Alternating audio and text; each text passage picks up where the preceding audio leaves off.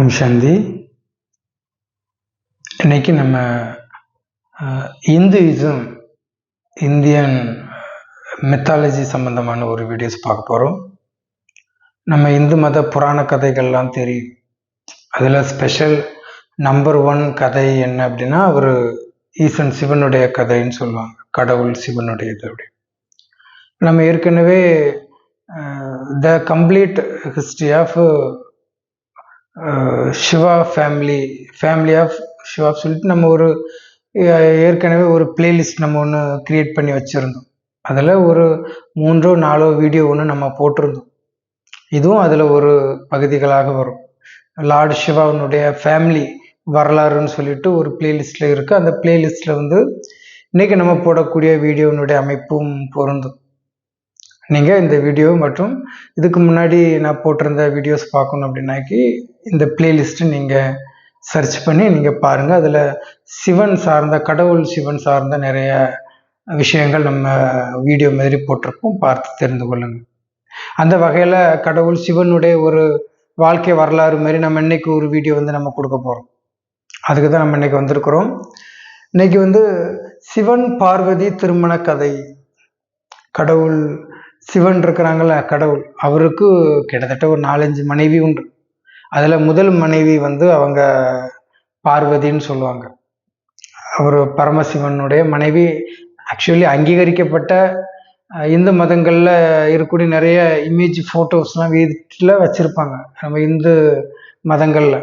அந்த ஃபோட்டோவில் இருக்கிறது பரமசிவனும் பார்வதியும் தான் இருப்பாங்க. மகாதேவனும் மகாதேவியும் தான் இருப்பாங்க. அது இந்து முறைப்படி இருக்குன்னு வைங்களேன்.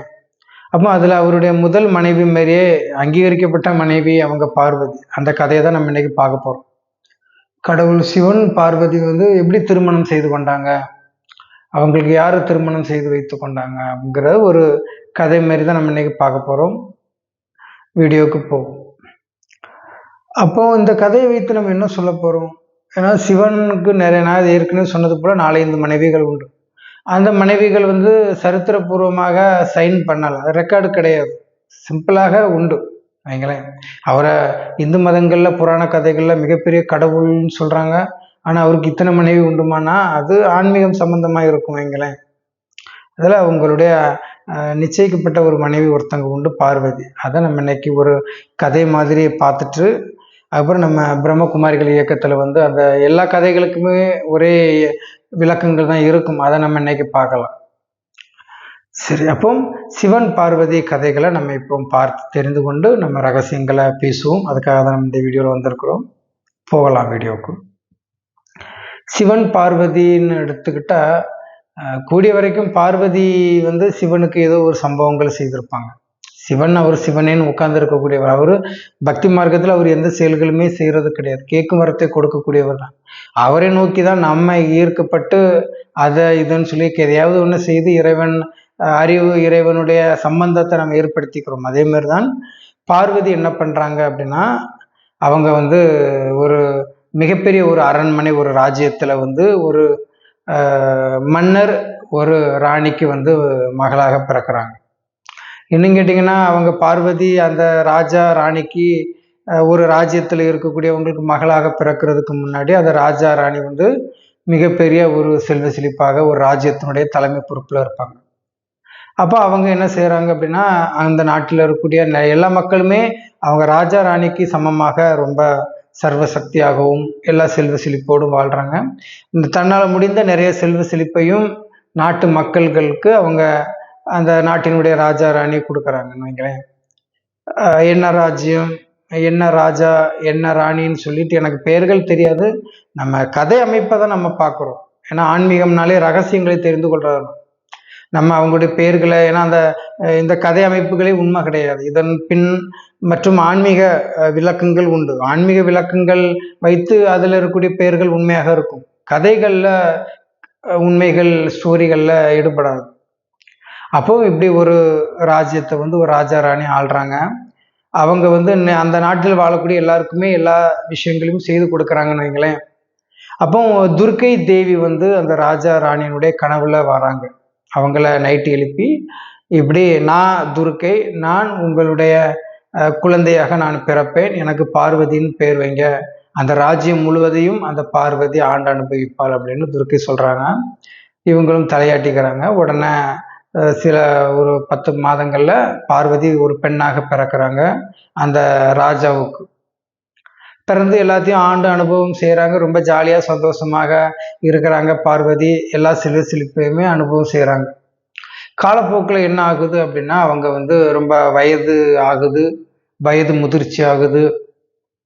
அப்போ அவங்க இப்படி நல்லா சந்தோஷமா இருக்கிறவங்க, கொஞ்சம் நான் தூரத்து இடத்துக்கு நான் போய் விளையாடுறேம்மா அப்படின்னு சொல்லிட்டு அங்கே அவங்களுடைய ஃப்ரெண்ட்ஸோட விளையாடிட்டு இருக்கிறாங்க. பார்வதி அம்மா கிட்ட பர்மிஷன் வாங்கிட்டு, அந்த ராணி கிட்ட பர்மிஷன் வாங்கிட்டு கொஞ்சம் தூரம் போய் கடந்து விளையாடுறாங்க. அப்படி பார்வதி விளையாடிக்கிட்டு இருக்கும்போது ஒரு மரத்துல இருந்து வில்வ இலையா, இது ஒரு இலை மாரி, பொங்க இலையோ வில்வ இலையோ ஒரு மரத்தினுடைய இலை விழுது. அதை பார்க்குறாங்க. அதை எடுக்க போகும்போது அது அப்படியே பறந்துடும், அந்த மரத்தினுடைய இலை. அதை துரத்திக்கிட்டே போகிறாங்க, ரொம்ப தூரமாக துரத்திட்டே போகிறாங்க அந்த வில்வ இலையினுடைய ஒரு இதை லீஃபை. அப்போ அவங்க துரத்திட்டே போக ரொம்ப தூரம் துரத்திக்கிட்டே வந்துட்டாங்க பார்வதி. ரொம்ப தூரம் துரத்திட்டு பக்கத்தில் அதை ஒரு இடத்துல விழுந்து கிடக்குது அந்த வில்வ இலை. அதை பார்வதி தொடலான்னு சொல்லும்போது அந்த வில்வ இலை மாயமாக மறையுது. ஒன்று அந்த வில்வ இலையிலிருந்து ஒரு திரிசூலம் நிற்குது. அந்த திரிசூலத்தை அவங்க மெதுவாக போய் தொடுறாங்க பார்வதி. உடனே அவங்களுக்கு தன்னுடைய கடந்த கால அனுபவங்கள், ஞாபகங்கள் வெளியாகுது. அப்போ சிவனை அவங்க நினைக்க ஆரம்பிக்கிறாங்க. அப்போ அவங்க சிவனை நினைக்கும் போது சிவனோடு தான் கொண்ட உறவு எல்லாமே அவங்களுடைய புத்திக்கு போகுது. ரொம்ப துன்பம் அடைகிறாங்க பார்வதி. அப்போ அவங்க அந்த அதே தினமும் அவங்களுடைய கனவுகளில் தோணுது. சிவன் எண்ணத்திலே அவங்க இருந்துகிட்டு இருக்கிறாங்க. ரொம்ப ஒரு கஷ்டமான ஒரு மனநிலைக்கு போயிட்டாங்க பார்வதி. அப்புறம் சிறு காலங்களுக்கு பிறகு அவர் மகா விஷ்ணு இருக்கிறார்ல, ஸ்ரீமன் நாராயணர், அவங்க முன்னாடி தோன்றுறாங்க. பார்வதி முன்னால தோன்றி, இப்படி நீ சிவனை என் நிமித்தமும் நினைக்கிறது எனக்கு நல்லா தெரியும். உனக்கு சிவன் வேணும் அப்படின்னா, யார்? மகாவிஷ்ணு தன்னுடைய தங்கை தானே பார்வதி, மகாவிஷ்ணுக்கு, நாராயணருக்கு. அப்போ தன்னுடைய தங்கை உறவு அமைப்புகள்ல சொல்றாங்க. அப்போ பார்வதி, நீ அப்போ சிவனை திருமணம் செய்து கொள்ள நினைக்கிற, அது சர்வசாதாரணமான விஷயம் கிடையாது. அப்போ மகாவிஷ்ணு ஆகிய எனக்கு அதுக்கான ரகசியங்கள் தெரியும், நான் உனக்கு சொல்லி கொடுக்குற பார்வதி. நீ சிவனை நினைத்து கடும் தவங்கள் தனிமையில போய் பண்ணணும். சிவன் நினைவிலே நீ அந்த தவ முறைகளை மேற்கொள்ளணும் அப்படி சொல்லி, அதுக்கு பிறகு அவங்க பார்வதி அந்த இன்ஸ்ட்ரக்ஷனை ஃபாலோ பண்றாங்க. ஒரு குறிப்பிட்ட ஸ்டேஜுக்கு பிறகு இவங்களுடைய தவநிலையை பார்த்து மகாவிஷ்ணு என்ன பண்றாரு அப்படின்னா, சிவனுக்கும் பார்வதிக்கும் திருமணம் செய்து வைக்க ஒரு முடிவுக்கு வராரு. அப்போ மகாவிஷ்ணுவோடு மற்ற தேவதைகளும் கூடுறாங்க. அவரு பிரம்மா கூப்பிடுறாரு, மற்ற தெய்வங்கள் கூப்பிடுது. நந்தி தேவர், குறிப்பாக நந்தி சிவனுடைய வாகனம்ல. அப்போ அந்த நந்தியும் அவங்கள அழைக்குது, இன்வைட் பண்ணுது, எல்லாமே ரெடி பண்ணி அதுக்கு பிறகு அவங்க பார்வதியினுடைய பேரண்ட்ஸ், அந்த ராஜா ராணியும் அவங்களும் ரெடி பண்ணுறாங்க. எல்லாமே ரெடி பண்ணி எல்லாமே பக்காவாக எடுத்துகிட்டு போகிறாங்க. ஏன் அப்படின்னா, அவங்க பரமசிவன் அந்த மகாதேவனுக்கும் பார்வதிக்கும் திருமணம் செய்து வைக்க முயற்சிகள் நடக்குது அப்படின்னு அந்த கதை நகருது பாருங்களேன். அப்போ அப்படி கதை அமைப்புகள் நகருது. அவங்க எல்லாமே அரேஞ்ச் பண்ணுறாங்க. சிவனும் வர்றதுக்கு ஆயத்தமாகறாரு. பார்வதிக்கு அலங்காரங்கள் எல்லாமே நடக்குது. எல்லா விஷயங்களுமே பார்வதி ரொம்ப ஹாப்பியாக ஃபீல் பண்ணுறாங்க. நம்ம மனதிற்கு பிடித்த ஒருவரை நம்ம திருமணம் செய்து கொள்ள போகிறோம்னு சொல்லிட்டு எல்லாமே மேரேஜ் எல்லாமே அரேஞ்ச் பண்ணி எல்லா தேவதைகளும் எல்லாருமே கூடி இருக்கிறாங்க. பிராமணர்கள் மத்தியில் அவங்க உட்கார்ந்து இருக்கிறாங்க பார்வதி. அங்கேருந்து சிவன் அவருடைய குரூப்போட வராரு. அவரோட குரூப் என்ன அப்படின்னா, அந்த ஊசி பாசி மணிலாம் வைப்பாங்க, அந்த குரூப்போடையும் சேர்ந்து வராரு. திருமண குளத்திலே அவர் வரல, மற்றபடி உடம்பு முழுக்க சாம்பலை பூசிக்கிட்டு, அந்த ஆஸை பூசிக்கிட்டு அவர் வராரு சிவன். அதை பார்த்த உடனே அவங்க பார்வதியினுடைய தாயார் மயங்கி விழுறாங்க. இப்படி ஒருத்தனையா என் மகளுக்கு திருமணம் செய்து கொள்ளணும்னு வைக்கணும்னு சொல்லிட்டு. அதுக்கு பிறகு அவர் மகாவிஷ்ணு சொல்றாரு, நீ மகாதேவனா சாதாரணமாக எடுத்துக்கிட்ட, நீ நினைக்கிற மாதிரி மகாதேவன் கிடையாது. அவரை நீ உன்னுடைய சாதாரண கண்களால் பார்க்க முடியாது, ஞான கண்ணில் பாரு அப்படின்னு அவர் மகாவிஷ்ணு சொல்வார். நாராயணர் சொன்ன உடனே அவங்க ராணி இருக்கிறாங்கல்ல, பார்வதியினுடைய தாய், அவங்க ஞான கண்ணில் பார்ப்பாங்க. ஒளி ரூபமாக ஒரு தோற்றம் கொடுப்பாரு சிவன். அவங்க அப்படியே மயங்குவாங்க. நான் இனி சம்மதிக்கிறேன், நான் முதல்ல மகாதேவனை பற்றி தெரிந்து கொள்ளல, அவர் உடல் நினைச்சிட்டு நான் அவங்க ஒரு நெற்றிக்கண் ஒரு ஒளியாக எனக்கு தோற்றம் கொடுத்தாங்கன்னு சொல்லிட்டு கதை அமைப்பு தான் பாருங்களேன்.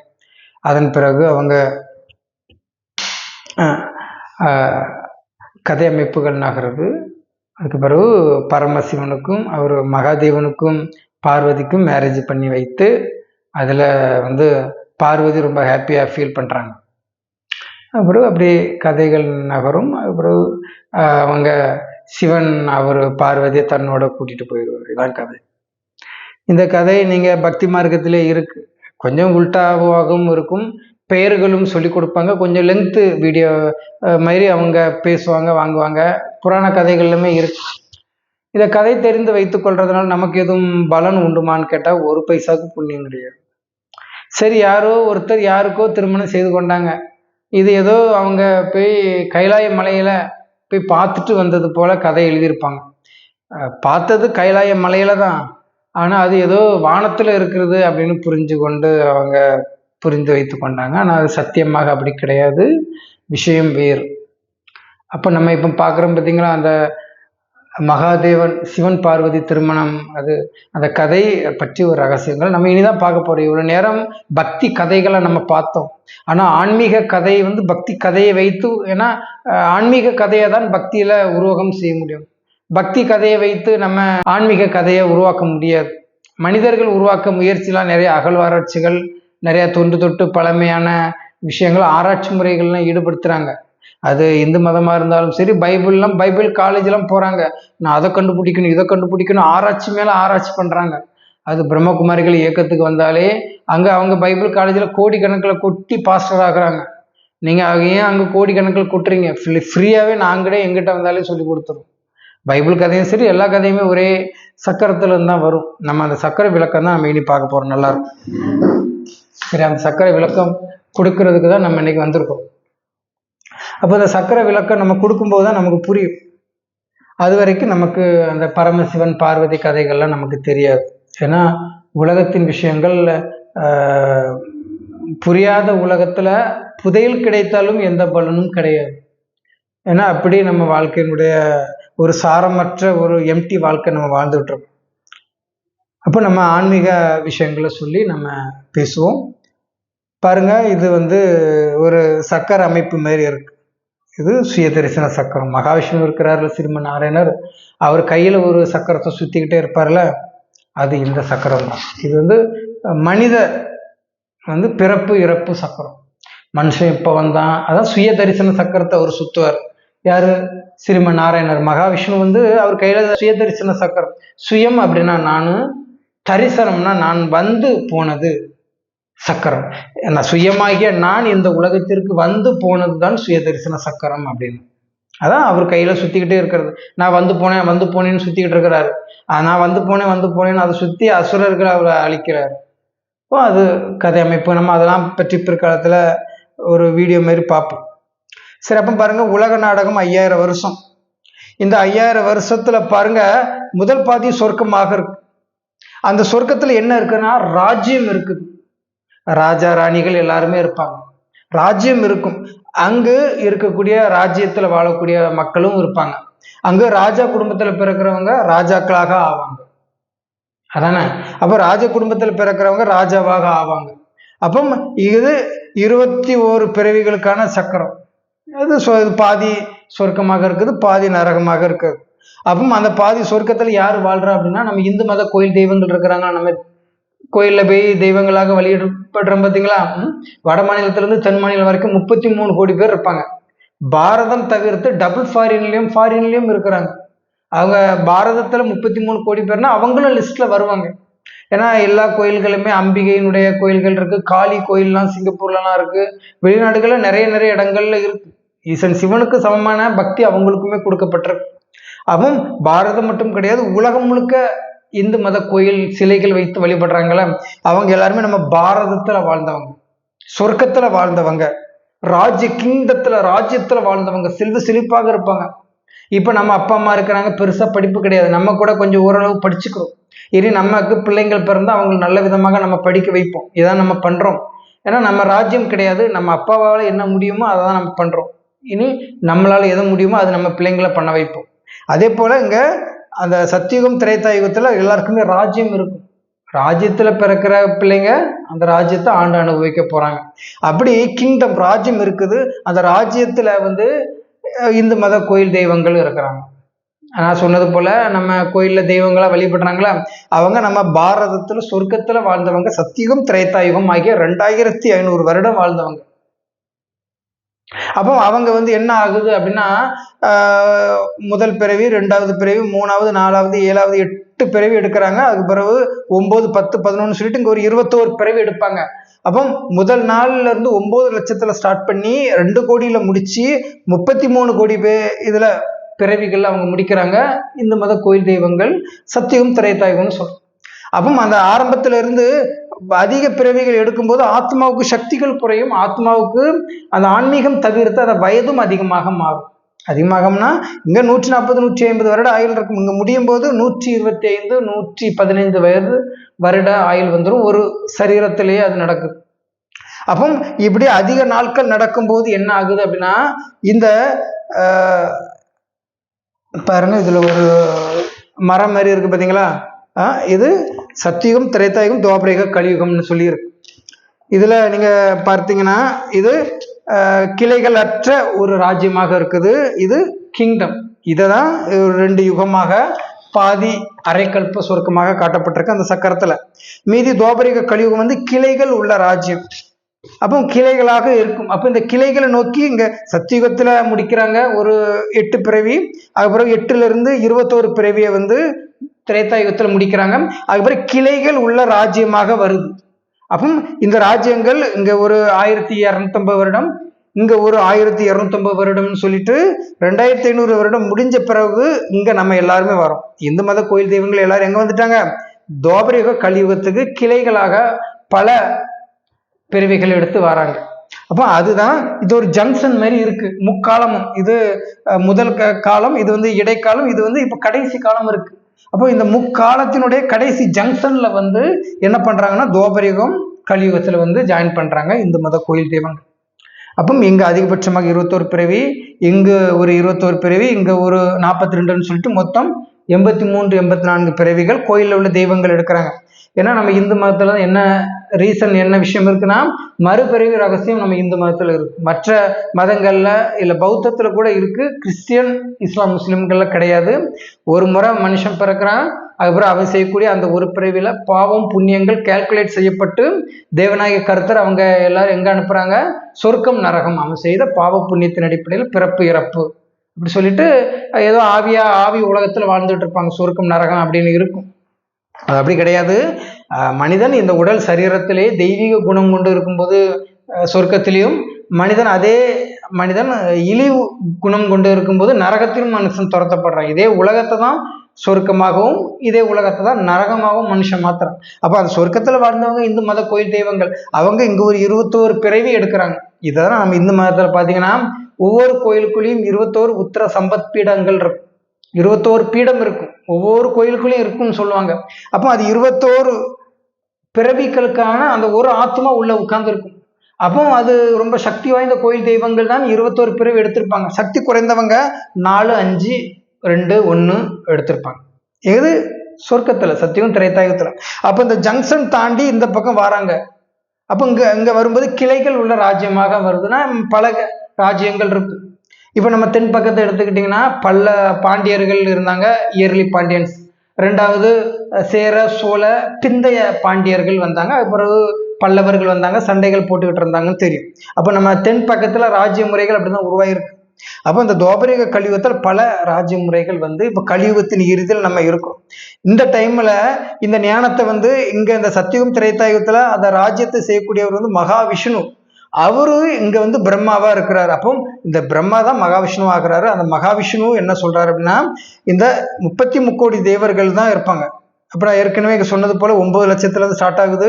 2 கோடி 33 கோடி பேர். இந்த 33 கோடி பேர் தான் இந்த மத கோயில் தெய்வங்கள். அவங்க இந்த துவாபர கலியுகத்துல கடைசியில வரும்போது இந்த மகா சங்கம யுகம்னு ஒரு யுகம் ஒண்ணு வருது. 100 வருடம் இருக்கும். இந்த டைம்ல இந்த ஞானத்தை வந்து கொடுக்கிறாருல மகாவிஷ்ணு பிரம்மா, இவரு கிட்டதான் நீங்க முதல்ல இந்த ஞானங்களை தெரிஞ்சுக்கிற மாதிரி இருக்கும். இவர் இப்ப ஸ்டில் இல்லை. இவர் சூட்சும வதனத்துல ஃபரிஸ்தாவில இருந்து மற்றும் அட்வான்ஸ் பார்ட்டியாகவும் பிறந்துட்டதாகவும் சொல்றாங்க. அப்போ இந்த டைம்ல என்ன ஆகுது அப்படின்னா, இந்த ஞானம் இவரு பற்றிய ரகசியங்களை நம்ம தெரிந்து கொள்றோம்.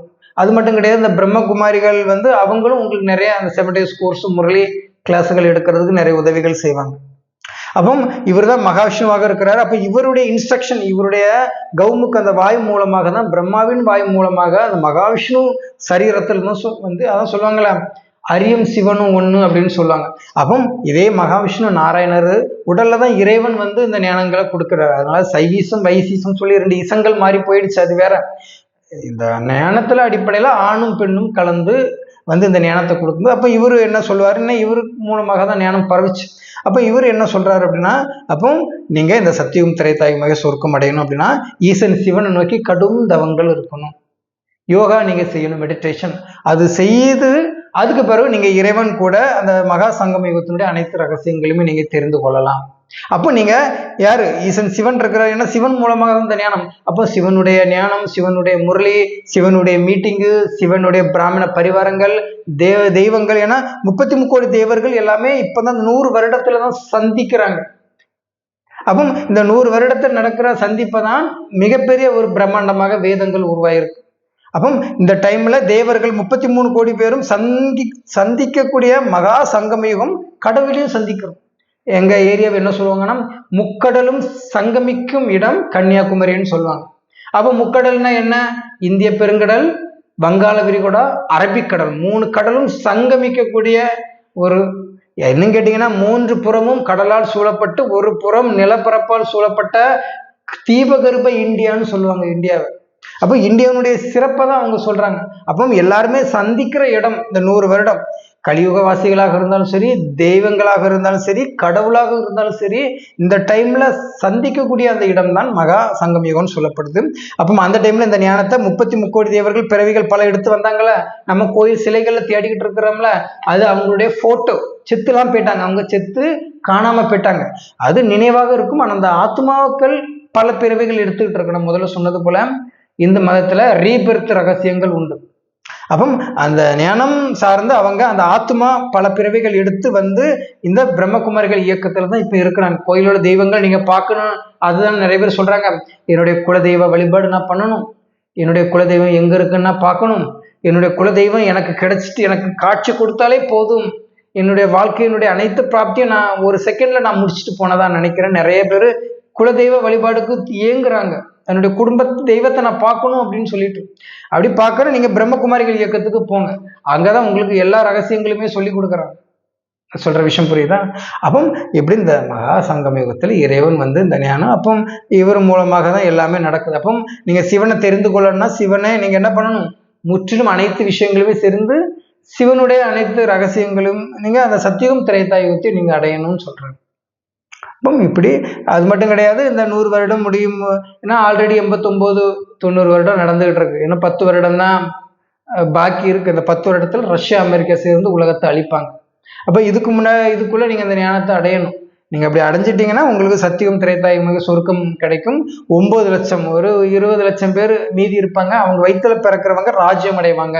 அப்ப அந்த 20 லட்சம் பேர் தான் இருப்பாங்க. இப்ப இருக்கிற அந்த 100 கோடி, அந்த 830 கோடியில 100%ல 99% மேல மக்கள் இறந்து போயிடுவாங்க. மீதியுள்ள கொஞ்சம் பேர் உயிரோட இருப்பாங்கன்னு வைங்களேன். இப்ப 830 கோடி இருக்குல்ல, இதுல வேணா மிஞ்சி போனா ஒரு 20 லட்சம் பேர் உயிரோட இருப்பாங்க. அதோட உலகம் அழிஞ்சிடும். இன்னும் 10 வருஷத்துல உலக அழிவு நடக்குது. இது எவ்வளவு பெரிய விஷயம். சரி, அப்போ இந்த ஆன்மீக இயக்கத்துல நடக்கிற விஷயங்கள் தான் அவங்க சிவன் பார்வதி திருமண கதைகள்ல வரும்.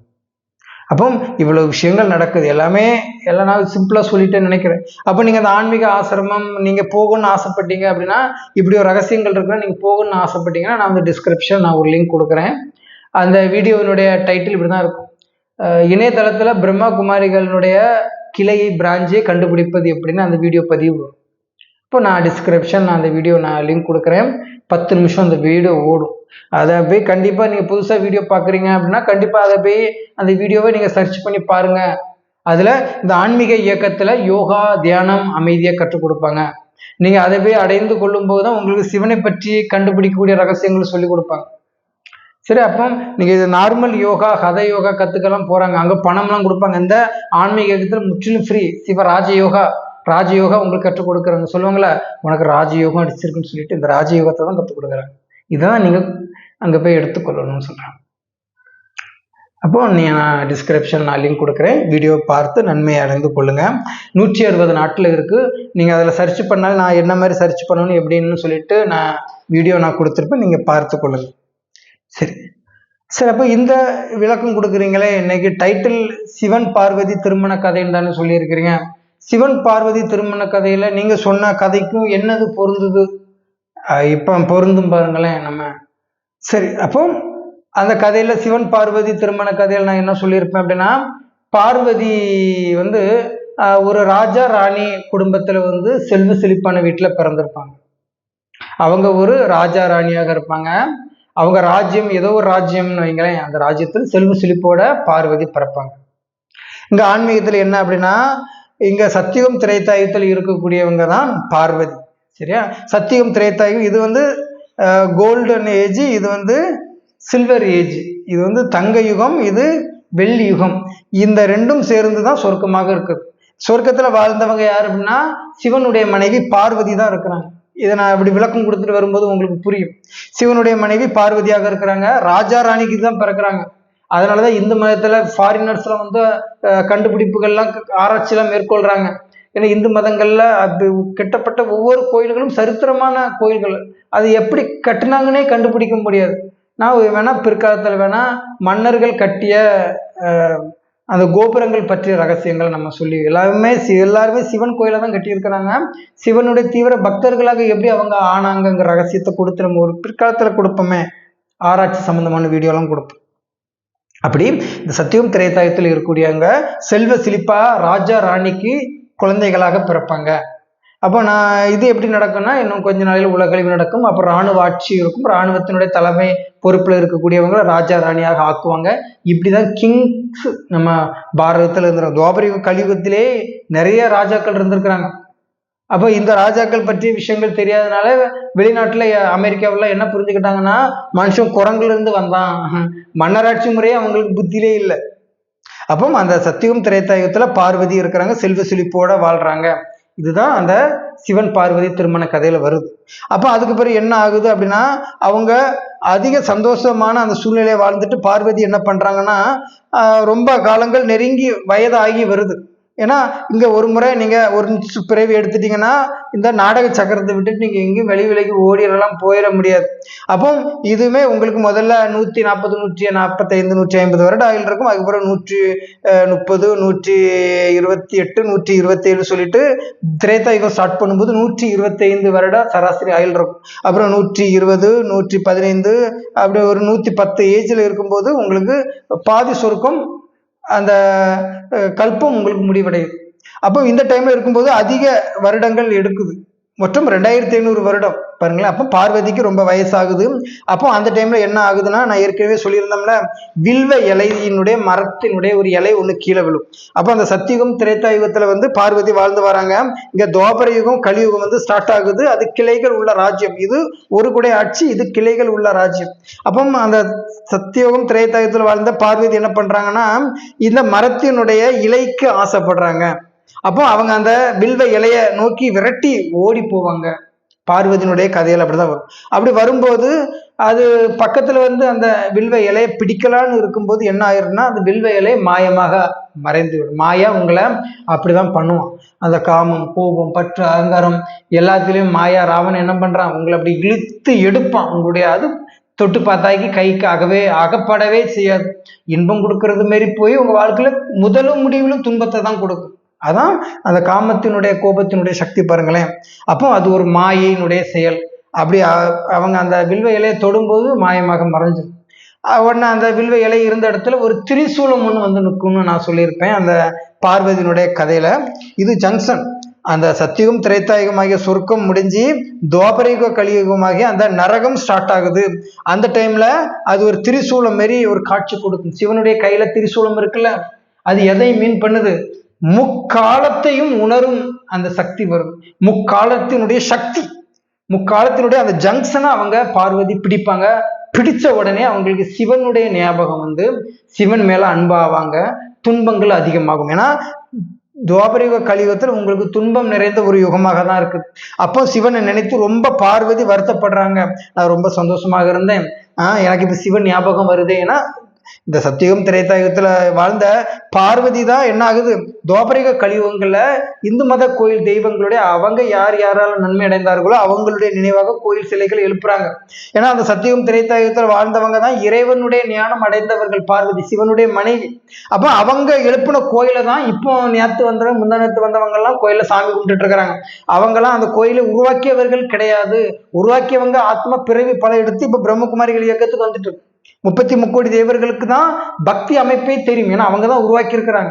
ஏன்னா துவாபரயுகம் கலியுகத்தில் நிறைய மன்னர்கள் இந்து மதத்துல இருந்தாங்களா, அவங்க நிறைய சிலை கோயில் வடிவத்துல சிவனுடைய கோபுரங்கள் எழுப்பியிருப்பாங்க. ஏன்னா அவங்களுக்கு தான் இறைவன் அவங்களுக்கு நன்மை கொடுத்திருக்கிறார். அது விக்ரமாதித்தன் மகாராஜா பிரம்ம பாபாவினுடைய அவருடைய அந்த துவாபரயுகத்தை ஃபர்ஸ்ட் பிரிவிலே அது சொல்லிட்டாங்க இறைவன் பிரம்மகுமாரிகள்ல.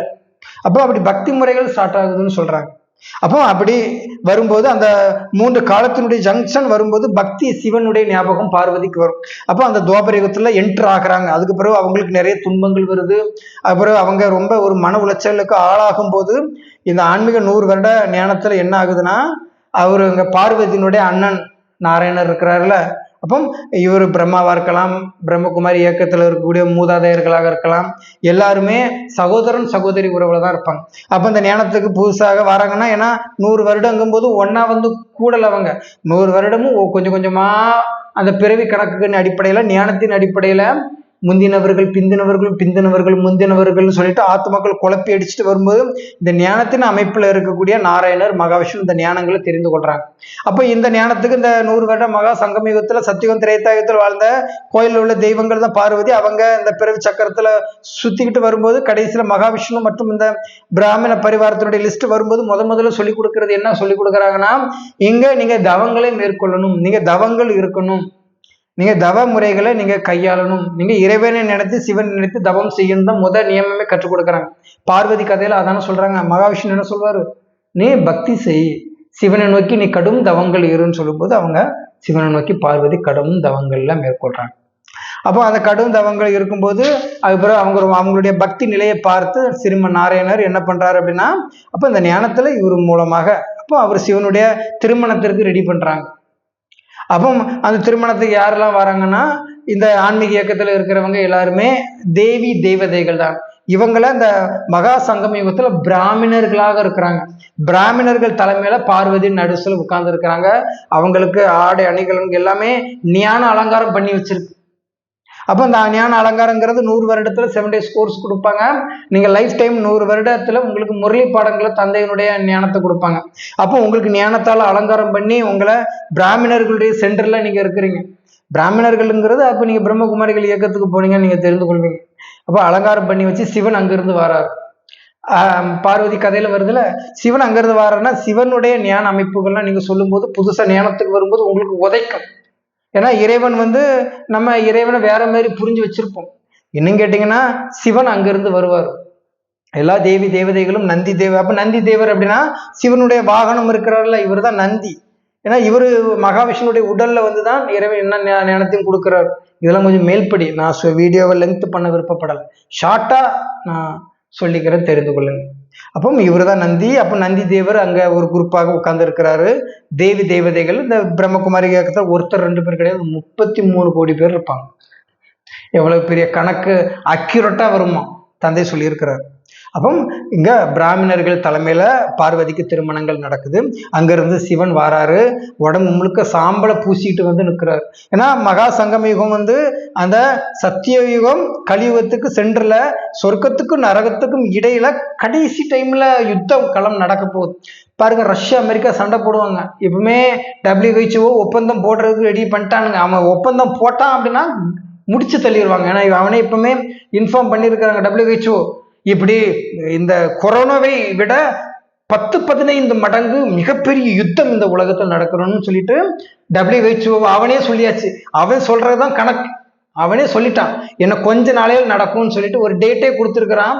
நான் அதை WHO சம்பந்தமா வேற ஒரு வீடியோ கொடுப்போம். அவன் சொன்னானா உலகம் அழியும். ஏன்னா அவன் சொல்லிதான் எல்லாமே நடந்துட்டு இருக்கு இந்த உலகத்துல. WHO வேர்ல்டு ஹெல்த் ஆர்கனைசேஷன் ஒன்று இருக்குல்ல அது. அப்போ இறைவன் அந்த சுடுகாட்டுல ஆடக்கூடிய அவர் சுடுகாட்டு சாம்பலை தானே பூசிருப்பாரு. அப்போ இது சுடுகாடு ஆக போற இந்த உலகத்துல கடைசியில ஒரு வாராரு. அதை பார்த்த உடனே அங்க பார்வதியினுடைய அம்மா மயங்கி விழுவாங்க. இங்க அம்மாங்கிறது இந்த ஞானத்துக்கு நீங்க முதல்ல 7 days கோர்ஸ் எல்லாம் எடுத்துட்டு நீங்க அந்த 7 நாள் வகுப்புலாம் நீங்க எடுங்க. இறைவன் ஒரு வித்தியாசமான கோர்வையில இந்த ஞானம் கொடுக்குறாருங்கிறது எல்லாரும் ஏத்துக்க முடியாது. இங்க பாத்தீங்கன்னா என்னது ஏதோன்னு புரிஞ்சுப்பீங்க. அப்போ அந்த டைம்ல அவங்க ராணி மகாராணி பார்வதியினுடைய அம்மா மயங்கி விழுறாங்க. அப்போ அவரு மகாவிஷ்ணு சொல்றாரு, நாராயணர் சொல்றாரு, நீ அவரை அந்த ஊனக்கண்களால பார்த்தா தெரிய மாட்டாரு, நீ உன்னுடைய ஆன்மீக ஞான கண்ணு ஆத்மாங்கிற கண்ணால பாருங்கன்னு இந்த ஆன்மீக இயக்கத்துல இதெல்லாம் 7 days கோர்ஸ்ல சொல்றாங்க. நீங்க உங்களை இறைவனை நினைக்கும் போது நீங்க தவம் செய்றீங்கன்னா ஆத்மாவா நினைக்கணும், அவரை ஆத்மாவா பாருங்கன்னு சொல்லும்போது அவங்க பார்வதியினுடைய அம்மா என்ன சொல்றாங்கன்னா, சரி ஓகே நான் பாக்குறேன்னு சொல்லும்போது இவ்வளவு அழகானவரா மகாதேவன் நினைச்சிட்டு என் பொண்ணுக்கு நான் மகாதேவனை தான் நான் கொடுக்க போறேன் அப்படி சொல்லிட்டு அப்புறம் பார்வதியா சிவனோட திருமணம் செய்து வைப்பாங்க. பிராமணர்கள் சென்டர்ல அவர் இறைவனுக்கு பூஜை, அதாவது இறைவனுக்கு திருமணங்கள் நடக்குது, பரமசிவனுக்கும் பார்வதிக்கும் சொல்லிட்டு கதை அமைப்பு இப்படிலாம் முடியுது. சிம்பிளாக தான் இருக்கும். இந்த வீடியோவை நீங்கள் ரிப்பீட்டடு நீங்கள் பார்த்தா தான் உங்களுக்கு புரியும். எல்லாமே இதில் இருக்கிற கதை அமைப்புகள் தான் சுற்றி வந்துகிட்டு இருக்கும். ரொம்ப ஈஸியான சாப்டர் தான். இது மட்டும் கிடையாது, நீங்கள் திரும்ப ரிப்பீட்டட் இந்த வீடியோவை நீங்கள் பாருங்கள்.